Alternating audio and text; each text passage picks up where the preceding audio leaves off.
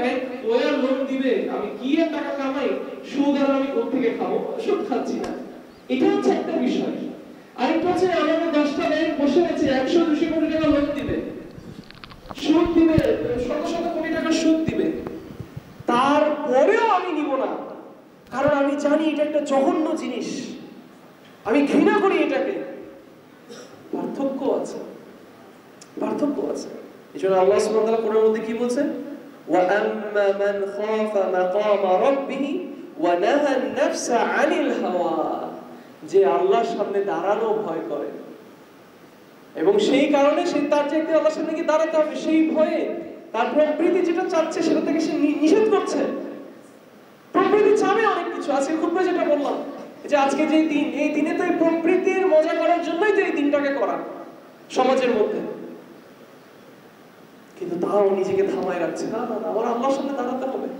আমি কিভাবে এটা করতে পারি, যে রব আমাকে সৃষ্টি করেছে। এটা যে করবে, আল্লাহ কি বলছেন, ফাইন্নাল জান্নাতা হিয়াল মাওয়া, নিশ্চয়ই তাহলে জান্নাতই হবে তার সোজা কথায় পার্মানেন্ট অ্যাড্রেস ইনশাআল্লাহ। বিদ্যা আল্লাহ সুবহানাহু ওয়া তাআলা যেন আমাদের সবাইকে জান্নাতুল ফেরদৌস দান করেন। অতএব ইয়া ইখওয়ান, আমাদের মুসলিম হিসাবে আমাদের সব সময় মনে রাখতে হবে, সব সময় এটা মাথায় রাখবেন এবং সব সময় এটা চিন্তা করবেন যে আমার নবী তো বলেছেন, রাসূলুল্লাহ সাল্লাল্লাহু আলাইহি ওয়াসাল্লাম তো বলেছেন যে যদি অন্তরটা ঠিক থাকে তাহলে আমার পুরো শরীর ঠিক থাকবে, তাহলে সব ঠিক থাকবে। যদি অন্তর ঠিক না থাকে তাহলে তো সব বদলায় যাবে।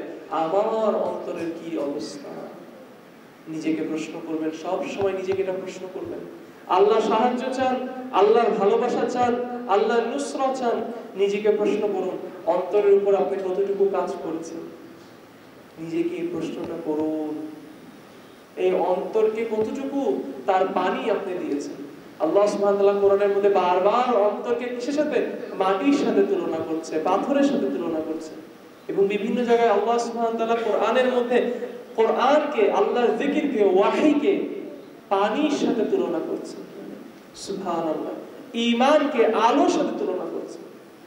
আপনি যখন আপনার অন্তরকে আল্লাহর জিকির থেকে বঞ্চিত করবেন, ভালো আমল থেকে বঞ্চিত করবেন এবং আপনার অন্তরের উপর আপনি জুলুম করবেন, গুনাহ করে, আল্লাহ যে কাজগুলোতে অসন্তুষ্ট হবে সেই কাজগুলো করে, আস্তে আস্তে আস্তে আস্তে আপনার এই অন্তরটা হয়ে যাবে সেরকম একটা শুকনা কাঠির মতো, যে কাঠিটা অবশেষে কিসের যোগ্য, আগুনে পুরার যোগ্য।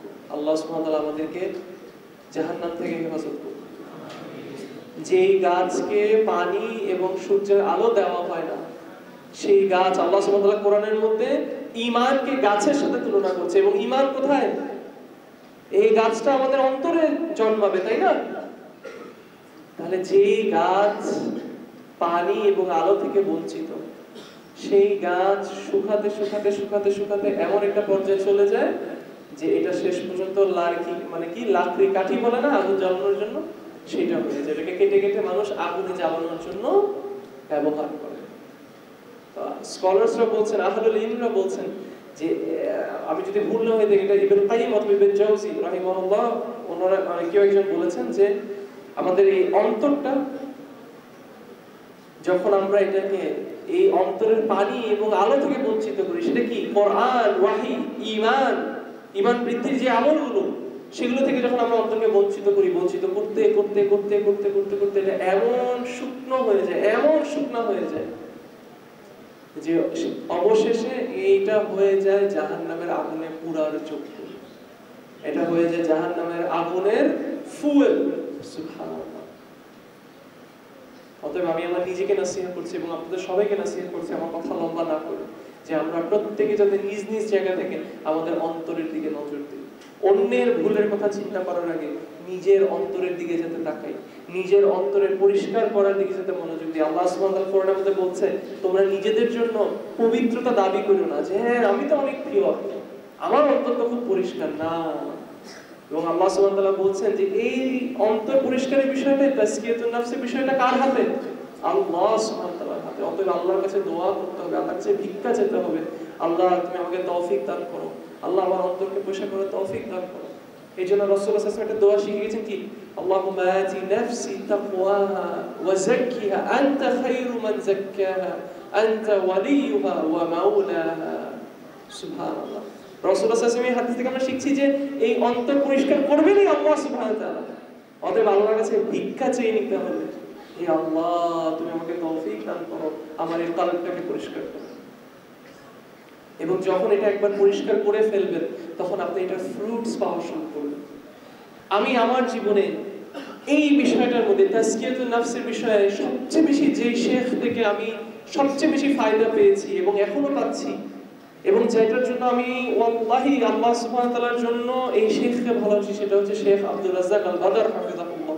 ওয়াল্লাহিল আযীম আমি যদি কখনো দেখাতে পারতাম আপনাদেরকে এটা অঙ্ক দিয়ে যে আমি শেখকে কত বেশি ভালোবাসি, এটা বলার মতো না।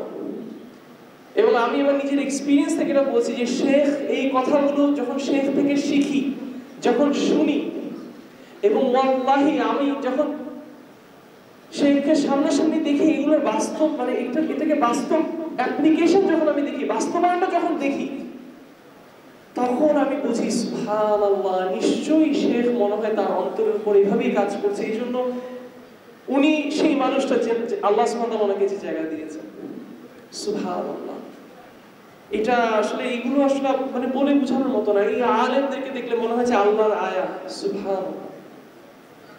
সত্যি আমার এটা স্ট্রংলি আমি বিশ্বাস করি যে শেখ নিশ্চয়ই তার অন্তরের উপর মনে এইভাবে কাজ করে। তাজকিয়াতুন নাফসের দিকে তিনি এইভাবে করে মনোযোগ দেন। হ্যাঁ, কিভাবে একটা মানুষ ওয়াল্লাহি আপনার শুধু দেখতে হবে এরকম শেখরা, মানে এগুলো সায়েন্স ফ্রম আল্লাহ সুবহানাহু ওয়া তাআলা হাফিজাহুল্লাহ। সুবহানাল্লাহ। নিজে থেকে যেভাবে ক্যারি করে, নিজে থেকে যেভাবে তাদের চলাফেরা, তাদের কথা, তাদের মুখ দিয়ে একটা কথা বের হয়, বোঝা যায় আহলুত তাকওয়া, আহলুল ওয়ারা। সুবহানাল্লাহ। এবং তারা হতে পারে কোনোদিন নিজের জন্য এগুলো মনে, এবং নিজেদের চোখে হতে পারে তারা নিজেদেরকে নিকৃষ্ট মনে করে, গুনাহগার মনে করে।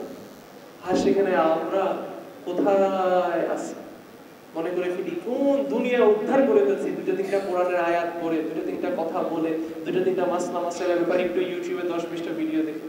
সুবহানাল্লাহ। এই জন্য আমরা আখলাকে মিসকিন, আমাদের অন্তর শক্ত। লিমাযা, কেন? কারণ আমরা এটা পরিষ্কারের দিকে কোনো মনোযোগী দিই না, কোনো মনোযোগী দিই না। তবে আল্লাহ সুবহানাহু ওয়া তাআলা যেন আমাদেরকে তৌফিক দান করেন এই কথাগুলোর উপর আমল করেন। আমি শেষ এই কথাটাই বলে যাবো, শেখ আব্দুর রাজ্জাক আল বাদরের এই কথাটা আমার মনে পড়ছে।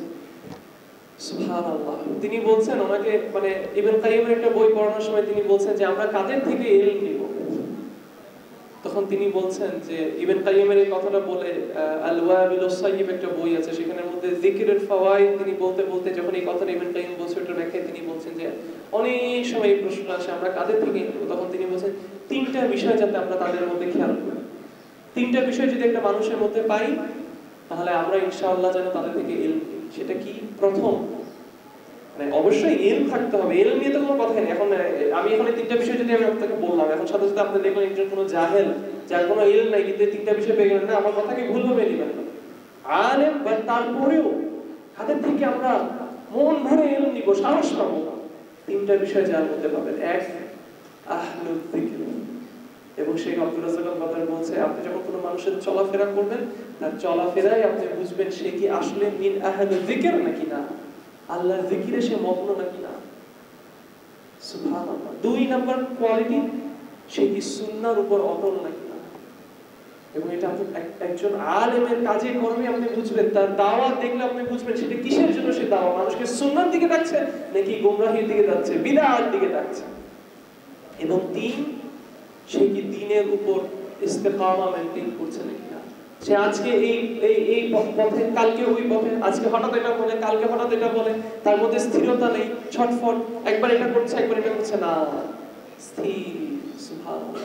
খেয়াল করে দেখেন, কেউ যদি আহলুল যিকির হয়, কেউ যদি সুন্নাহর উপর অটল থাকে, এবং কেউ যদি দ্বীনের উপর ইন্নাল্লাযীনা ক্বালু রাব্বুনাল্লাহ সুম্মা ইসতাকামু, কেউ যদি বলে আল্লাহ আমার রব, তারপর সেটার উপর তারা অটল থাকে।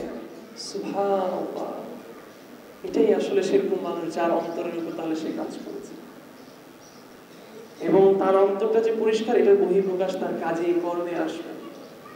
এবং এদের থেকে যাতে আমরা ইলম নিই, এরকম মানুষ থেকে যাতে আমরা ইলম নিই। এবং নিঃসন্দেহে আল্লাহর ইলম হতে হবে, যে সে, আমি যেটা বললাম, যে সে এখন এই কথাটা শুনে এখন কেউ এখন আমি বসে বসে যদি সারাক্ষণ জিকির করতে থাকে, হ্যাঁ বললো জিকির করছে তাহলে আমি থাকে না, আমি এটা বুঝাতে চাচ্ছি না, মেইন বিষয়টা বোঝার চেষ্টা করবেন ইনশাআল্লাহ। আমি যদি কোনো কিছু ভুল বলে থাকি, it's from me and shaitan, and Allah and His Messenger is free from it. আল্লাহ সুবহানাহু ওয়া তাআলা যেন আমাদেরকে তৌফিক দান করেন এই কথাগুলোর উপর আমল করার। আমি সবসময় একটা কথা বলি, আবারও বলবো, কথা বলা অনেক সহজ, এই জিহ্বা নাড়ানো এটা কোনো কঠিন বিষয় না, অনেক সহজ।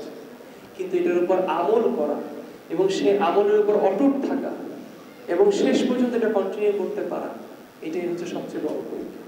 আল্লাহ সুবহানাহু ওয়া তাআলা যেন আমাদেরকে তৌফিক দান করেন যাতে সত্যিকারের ভাবে আমরা এই কথাগুলোর উপর আমল করতে পারি, এবং যেন এই কথাগুলো আমাদের জন্য হুজ্জা হয়ে দাঁড়ায়, আমাদের বিরুদ্ধে না কিয়ামতের ময়দানে। আকুলু কাওলি হাযা ওয়াস্তাগফির।